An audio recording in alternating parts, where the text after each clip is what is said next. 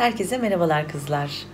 Umarım hoşunuza giden bir video olmuştur. Bugünkü bu video benim çok hoşuma gitti gerçekten. Umarım sizin de hoşunuza gider. Böyle öncesi ve sonrası olarak bir yükleme yaptım. İlk defa bu tarz bir video yüklüyorum. Hani temizlik yaparken video çekmek gerçekten zor oluyor. Yani temizliği bir tık yavaşlatıyor çünkü. Hani kameranın açısını ayarlamaya çalışıyorsunuz, kamerayı yerleştirmeye çalışıyorsunuz. Hele ki Çınar varken kamera asla sabit bir yerinde kalmıyor. O yüzden ben de bugün böyle bir şey yapayım dedim. Bugünkü bütün hayatımı öncesi ve sonrası olarak sizlere gösterdim. Umarım hoşunuza gitmiştir, tekrar dediğim gibi. Ben çok keyif aldım yani editlerken de. Hani böyle hoşuma gitti. Çünkü temizlik videolarında da hani öncesi ve sonrası olarak görürüz ya.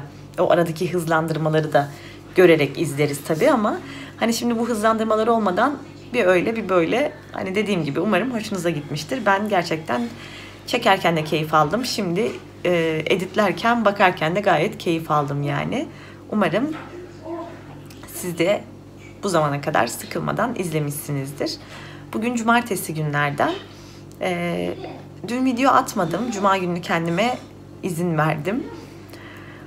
Hani çok fazla da bir şey yapmadım. O yüzden hani dediğim gibi atacak bir şey olmadığı için hani bugün de böyle olsun dedim ve bugün de böyle değerlendirmek istedim. Bilgisayarı ayarlayabilirsem bu videoyu hemen yükleyeceğim. Yükleyemezsem de artık yarına kalır.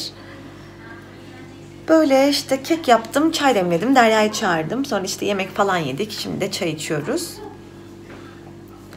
Onun dışında yaptığımız başka bir şey yok. Dediğim gibi cumartesi gününü bitirdik. Ben de bugün gördüğünüz işleri yaptım. Gerçekten feciydi ev. Gerçekten inanılmazdı yani. Dün biraz erken uyudum. Çınar benden sonra uyudu. Çınar ve Hakan. Tabii ki ev ben uyurken o hale gelmiş. Sabah kalktım, kahvaltı hazırladım ve Hakan bugün tekrar bir işe gitti. Bir işi vardı. Sonra Defne okuldaydı. Ben de işte Çınar uyurken yapabildiğim kadarını yaptım. Sonra zaten uyandı o arada. Böyle işte yani benim günüm bugün bu şekilde geçti. Umarım sizlerin de günleri güzel geçmiştir.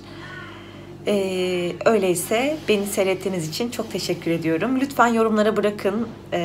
Hani bu video hoşunuza gitti mi? Söylerseniz gerçekten çok mutlu olurum.